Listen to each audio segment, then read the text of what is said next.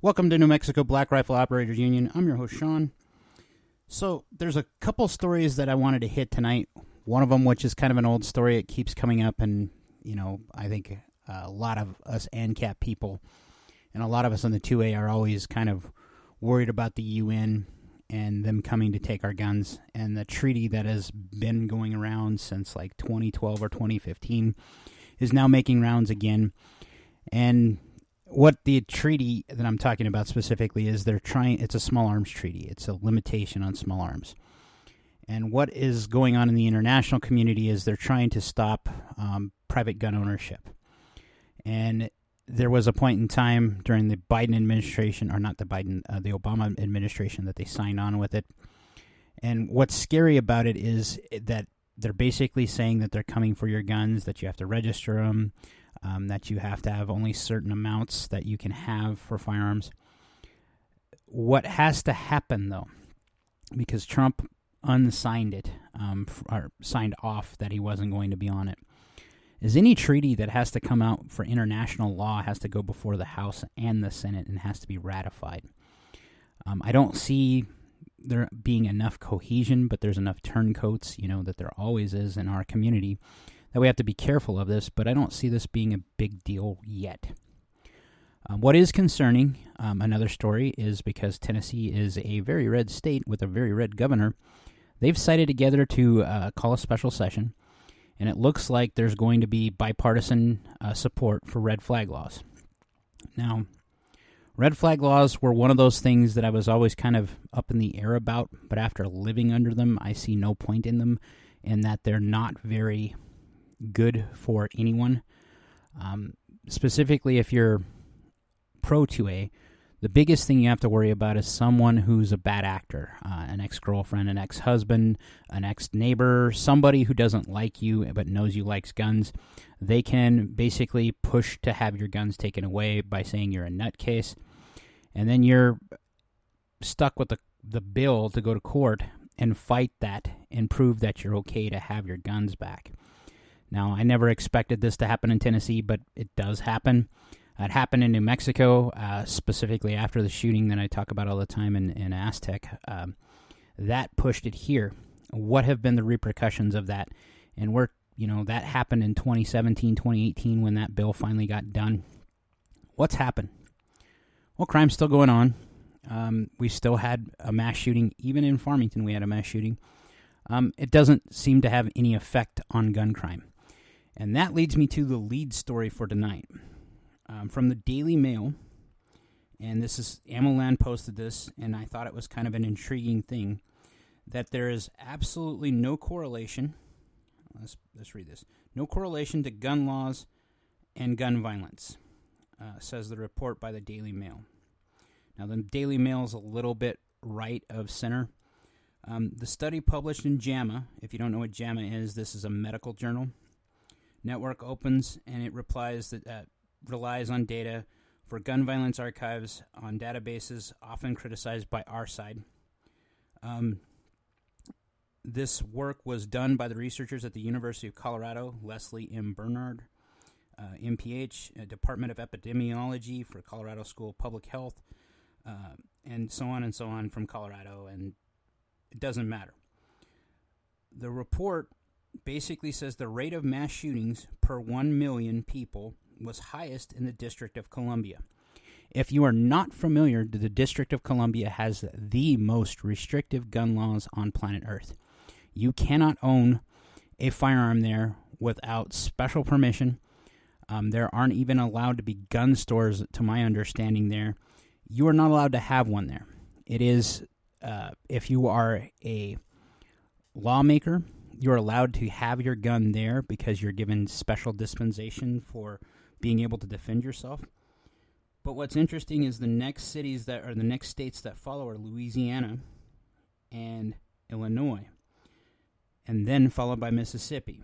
So if you just take the top four, what you're seeing is that Illinois and Washington, D.C. have the worst gun laws on planet Earth. The most restrictive. You cannot own guns there without jumping through major hoops. And what they found is these four states led the union for the highest mass shooting rates. Now, to define what mass shooting means is that you've killed or you've shot and hurt more than one person. That's pretty much the definition that's going around now. So what they found is in D.C. it's 10.43 per million. Louisiana is 4.23.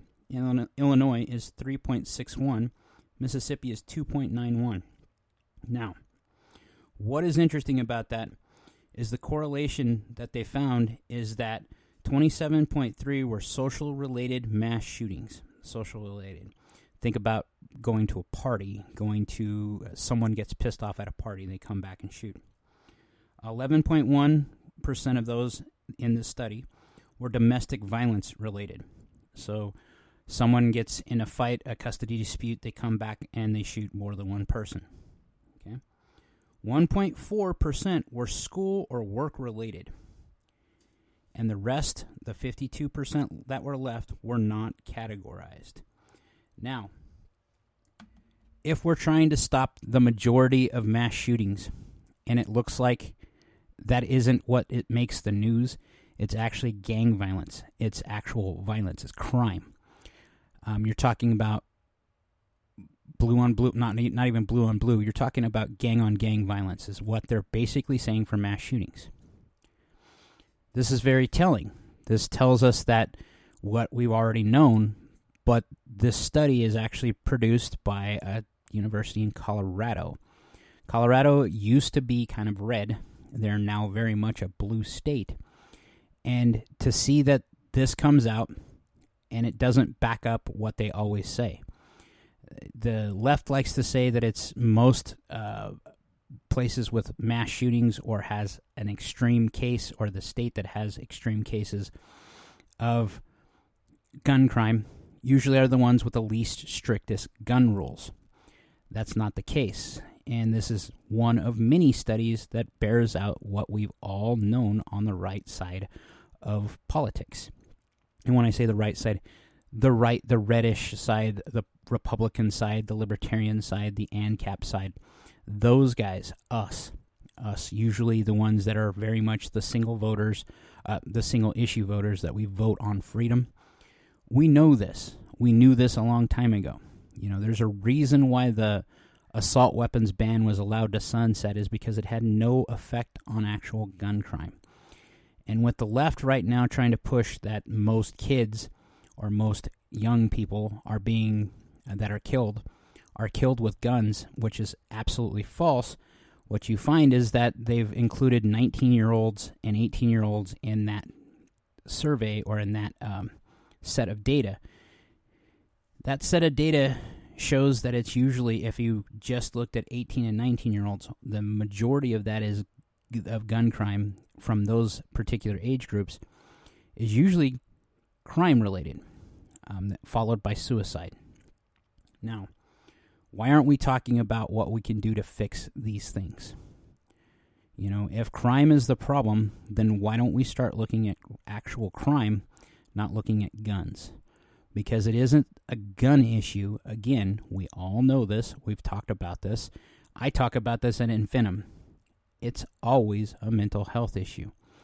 And if you look at social economic issues, which is usually what is related to crime, look at downtown Chicago, the south side of Chicago, there's not a lot of economic activity other than illegal, illicit crime that gets them to where they can make a decent living or a living enough to keep alive.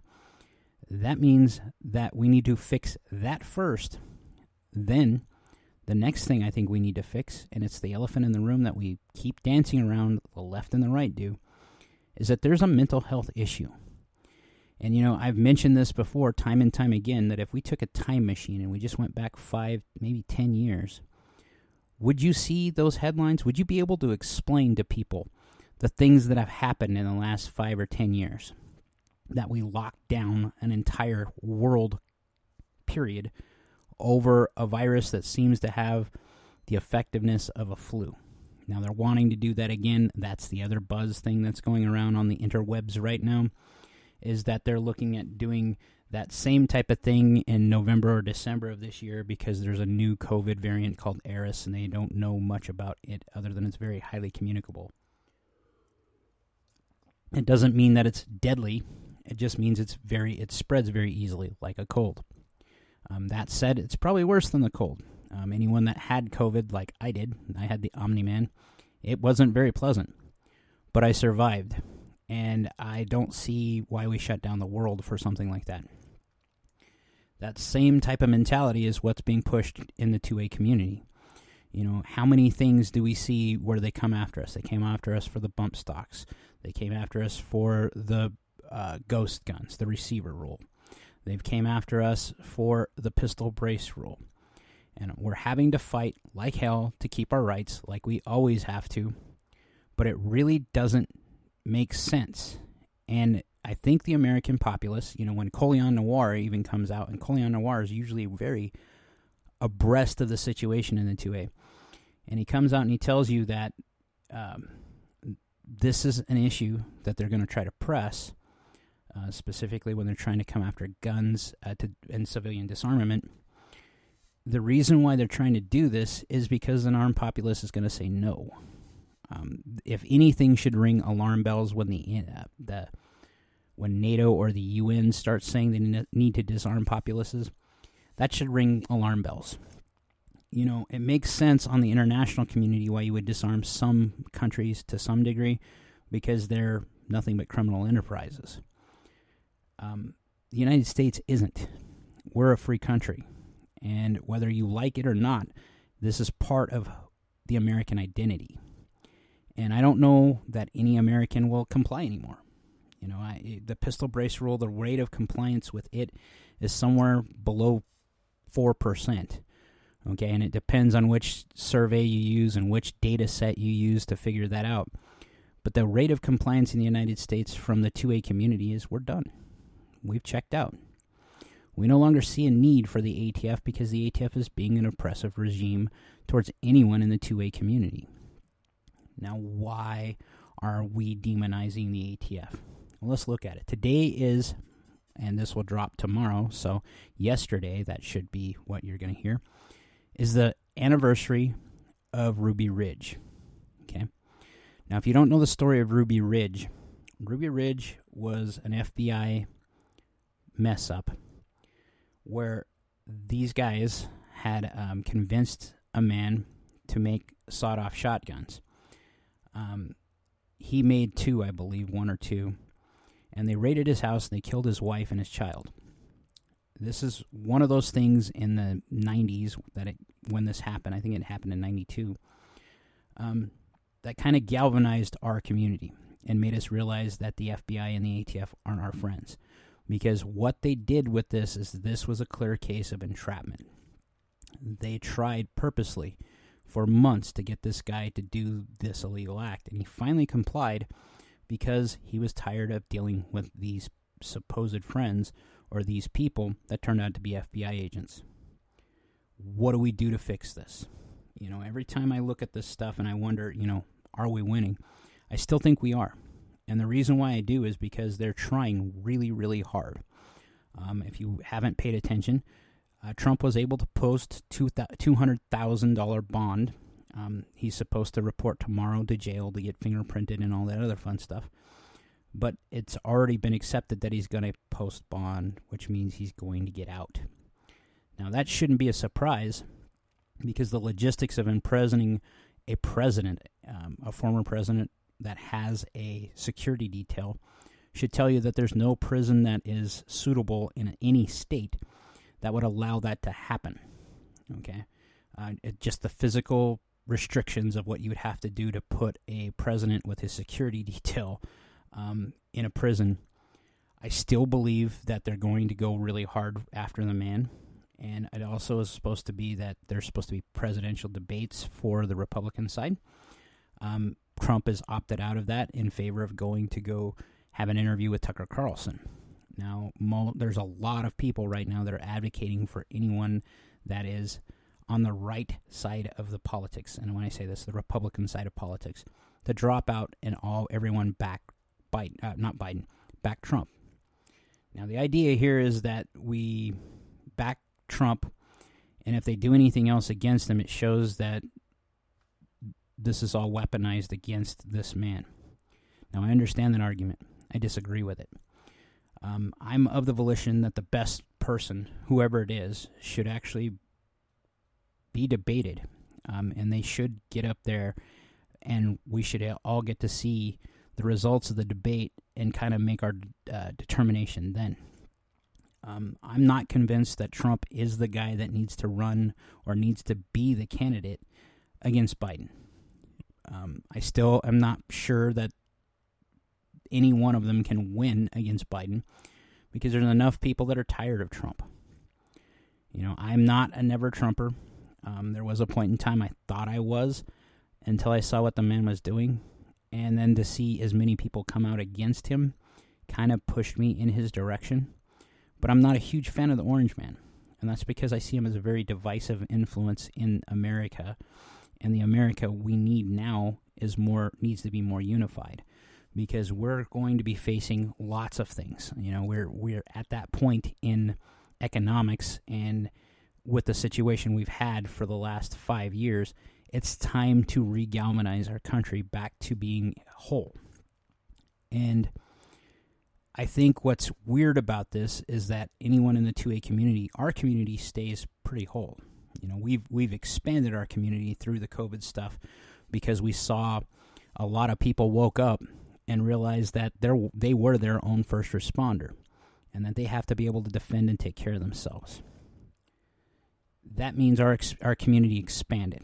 You know, that's why there's those stories going around where they're talking about people are lying on surveys to reflect that there's lower gun ownership, but in reality, that's not the case because the sales have shown that there's higher amounts of gun ownership.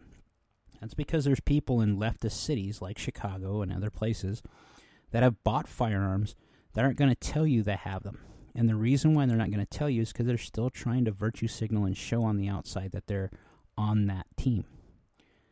This is where I get that little bit of hope consistently, is that when the chips are thrown down and people have to show their cards, so to speak, if you're wanting the government to take away something that has a 60% acceptance, and that's what it looks like, you're not going to get it. What you're going to get are a lot of people that just simply aren't going to comply.